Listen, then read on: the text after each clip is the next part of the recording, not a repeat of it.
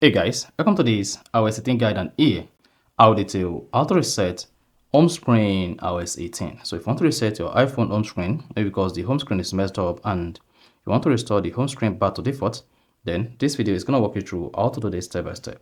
So if at the end of this you found this often informative, please don't forget to like and subscribe.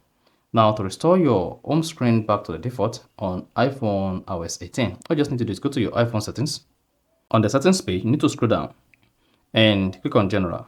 Now once you select the general, scroll down the general page until you get to transfer or reset iPhone. Then click on that. Once you select transfer or reset iPhone, under that locate reset and click on that. Once you select reset, so this pop comes up, then locate reset home screen layout and tap that. Now once you hit the home screen layout reset, this button says reset home screen layout, then go ahead and click on that. Then you can now exit the page. Once you click on reset home screen layout, and if you go back to your iPhone home screen, then you should see the home screen layout reset. Is that? So that is basically how to reset home screen iOS 18. So if you found this often informative, please don't forget to like and then subscribe.